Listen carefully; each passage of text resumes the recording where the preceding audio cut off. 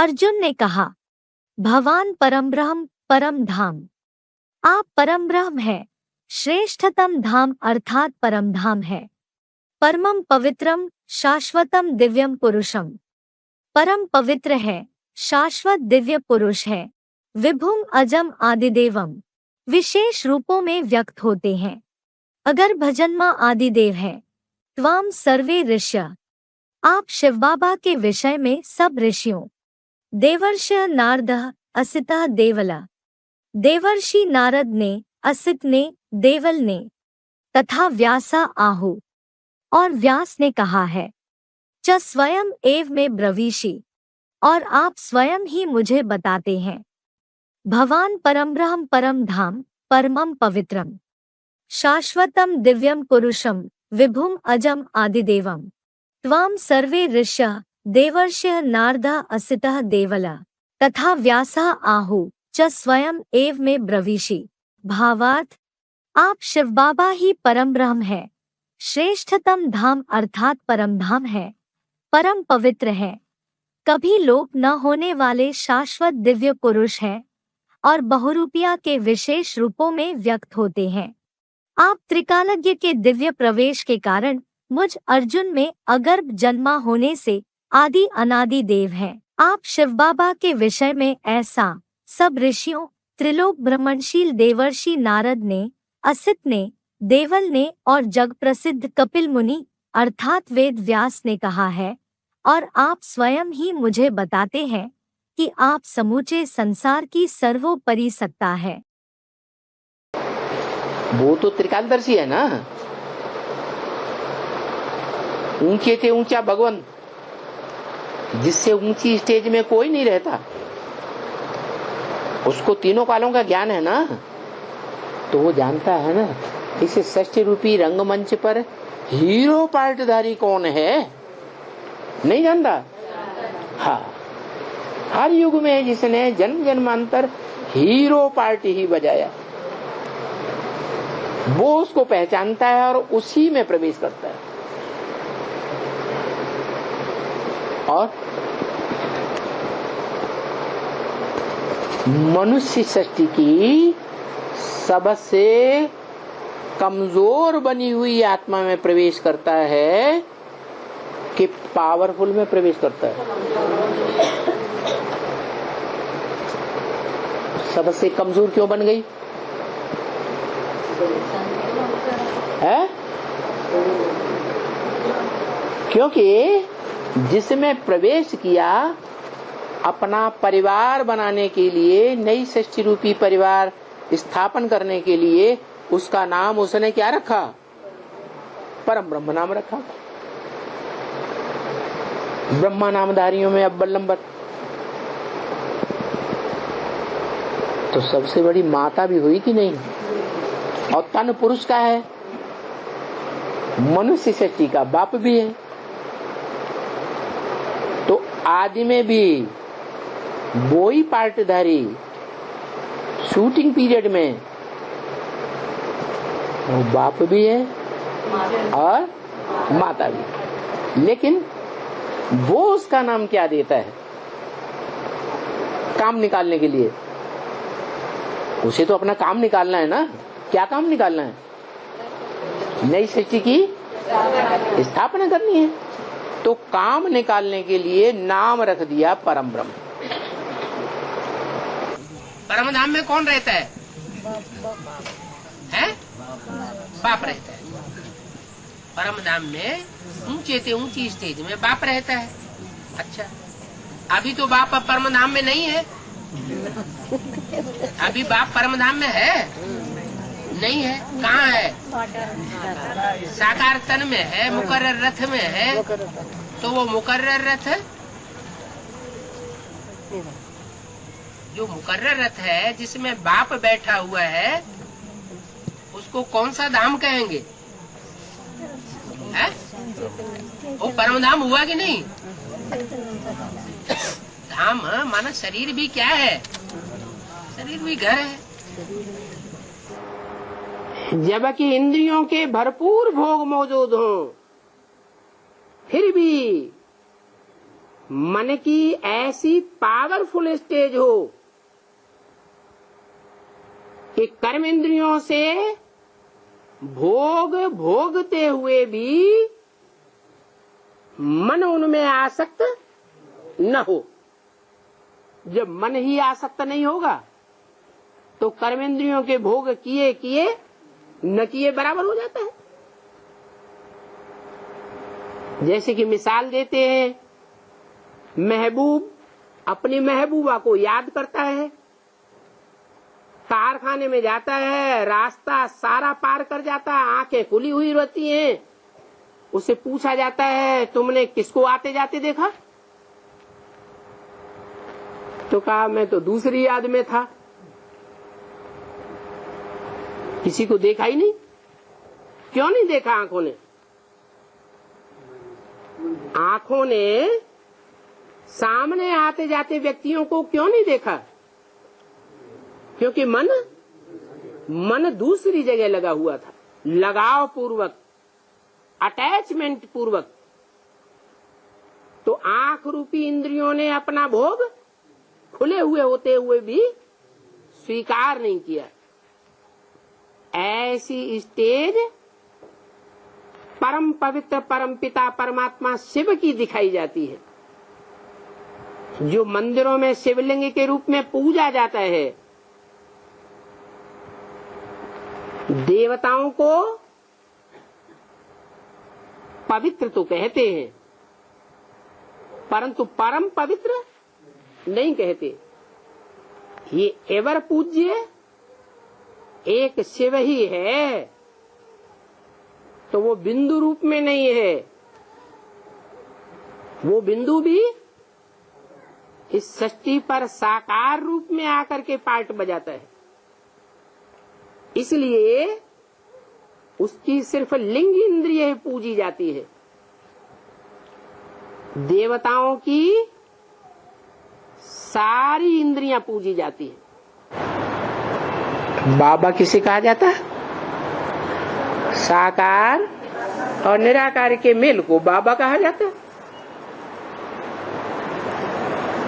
निराकार है, निराकार आत्माओं का बाप, जो सदा निराकार है,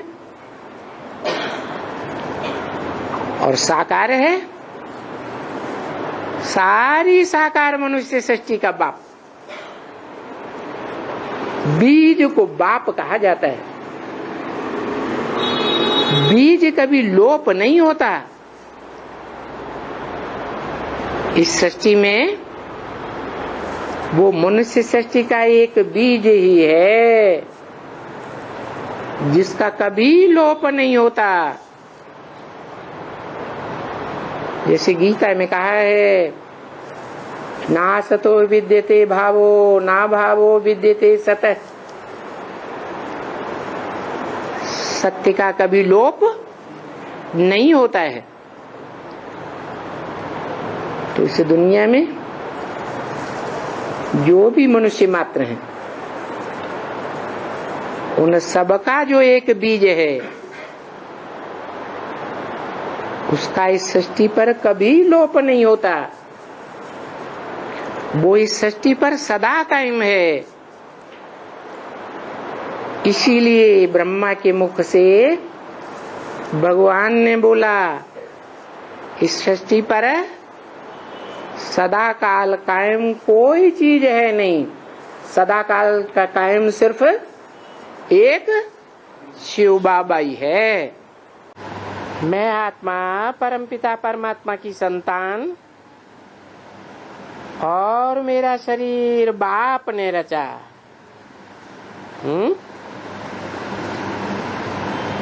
क्या रचयिता कौन है?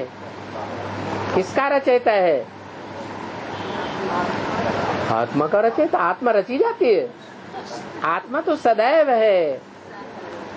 आत्मा कभी मरती नहीं है। मरता जीता कौन है? शरीर मरता जीता है। तो शरीर का बाप कौन है? हाँ, जो आत्माओं का बाप इस सृष्टि पर आता है तो जिस देहधारी में आता है मुकर्रर रूप से, वो ही मेरा बाप,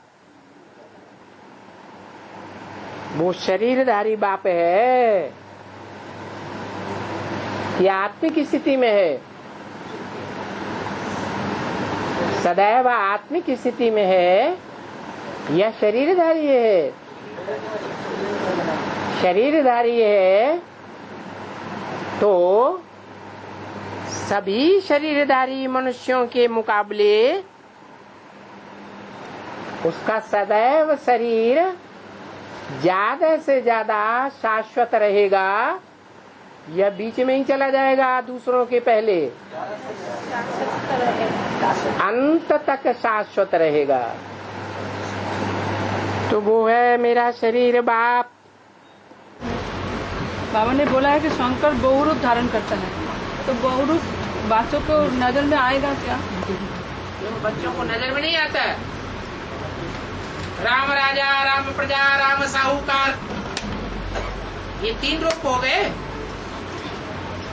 कहाँ राजा, कहाँ महाराजा, कहाँ प्रजा, कहाँ साहूकार।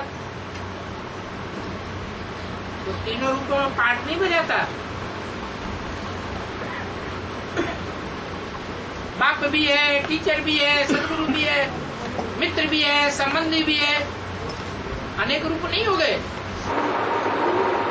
जो सुप्रीम सोल सदा काल के लिए पवित्र है, पतित दुनिया में आता है, पतित तन में आता है, तो भी परम पवित्र है।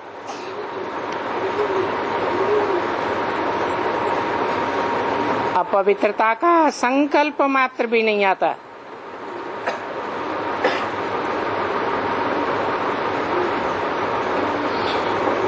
वो आत्माओं का बाप है।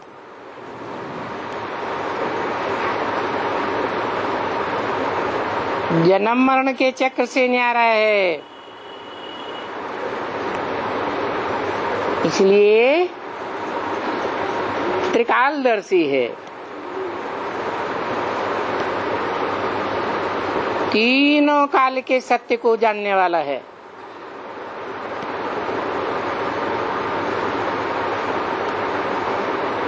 ज्ञान माना ही सच्चाई, जानकारी, सच्चाई की जानकारी। वो जानकारी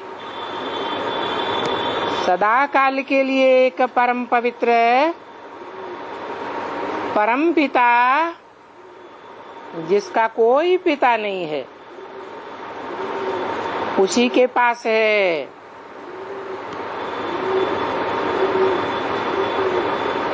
इसलिए त्रिकालदर्शी है। भगवान भी आकर के, उनको अपना शरीर तो है नहीं, उनको तो गर्भ से जन्म लेना ही नहीं है, उनकी आत्मा तो पाप रहित है सदा काल के लिए। वो तो कहे जाते हैं सदा शिव। तो वो अजन्मा होने की वजह से वो तो प्रवेश करते हैं। किसमें प्रवेश करते हैं? अर्जुन में नाम दे दिया, आदम में नाम दे दिया, आदिदेव में। नारद की यादगार कहाँ की है? संगम युग में। संगम में नारद, नार माने ज्ञान जल और द माने देने वाला। क्या देने वाला? ज्ञान जल देने वाला। माने दूसरों को तो ज्ञान जल देता है, लेकिन खुद चारों तरफ भटकता रहता है।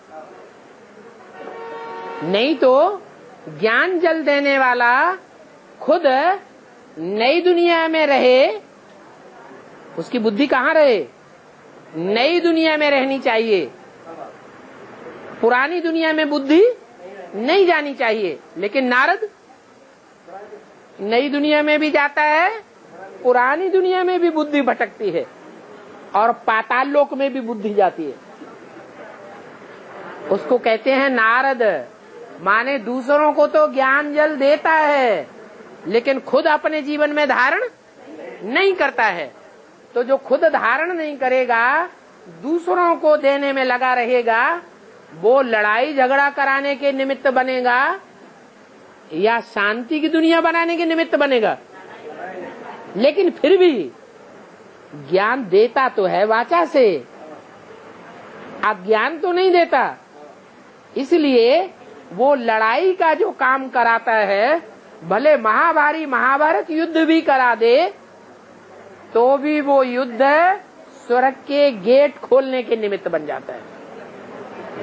उसके अपने जीवन का कल्याण नहीं होता।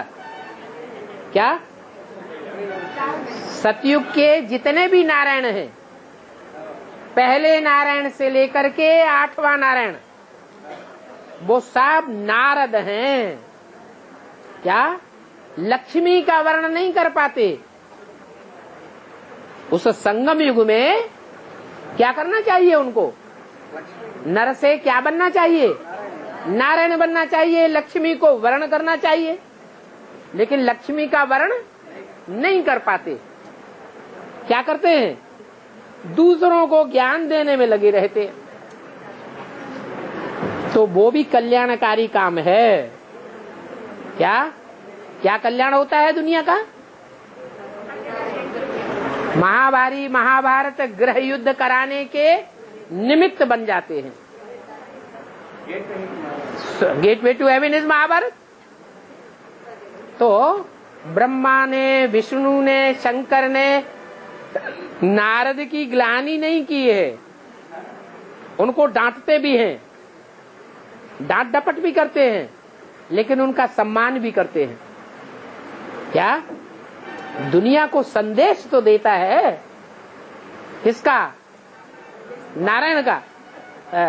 सृष्टि पर सदा कायम एक ही शिव बाबा है। सतयुग त्रेता में तो आत्मा रूपी सार में टिका ही रहता है, लेकिन द्वैतवादी द्वापर युग में जब दूसरे दूसरे धर्म पिताएं आकर के द्वैतवाद फैलाते हैं, दो दो धर्म, दो दो राज्य, दो दो भाषाएं, दो दो मतें, दो दो कुल पैदा कर देते, उस समय भी वो शिव बाबा वाली आत्मा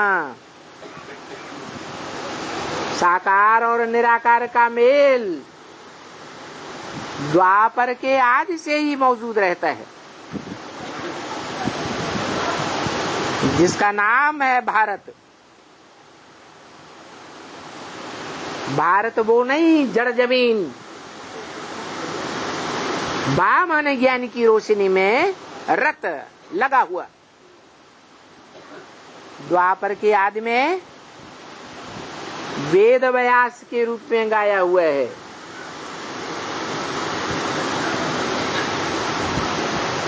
क्या रचा? वेद रचे। वेदों का भी जो आदि है,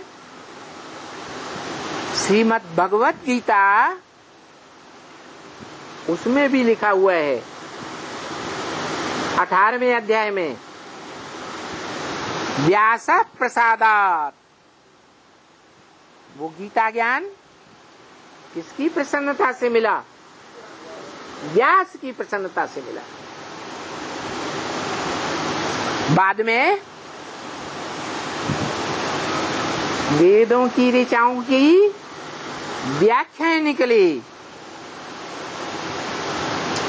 आरण्यक के रूप में, शतपथ ब्राह्मण आदि के रूप में।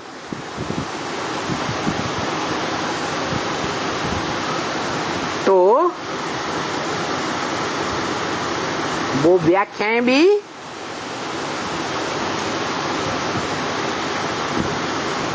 किसने लिखी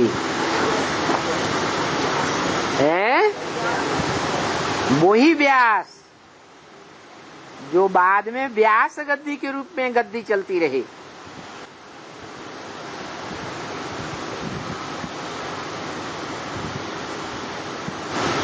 जो सांख्य योग के प्रणेता माने गए। कौन है? जिनके लिए गीता में आया है सिद्धा नाम कपिलो मुनि। सांख्य योग का प्रणेता कपिल मुनि। शिव बाबा की सारी महिमा है। तो जिनको शिव बाबा कहा गया है वो ही विश्व का नाथ कहा जाता है। उसी के द्वारा कृष्ण की सोल भी कार्य करती रहती है। कोई स्थूल रूप में जन्म लेने की बात नहीं है। वो ही विश्व का मालिक कहा जाता है ज्ञानी आत्माओं के द्वारा, परंतु बनता तो नहीं है। ताजधारी बादशाह है कि बेताज बादशाह है? शंकर ताजदारी बादशाह है, बेताज बादशाह है। ज्ञानी आत्माएं समझती हैं कि इसके इशारे पर ही सारी दुनिया चल रही है। पत्ता भी तेरी सत्ता के बिना हिल सकता नहीं, खिले न कोई फूल। ये समय संगम युग की बातें हैं।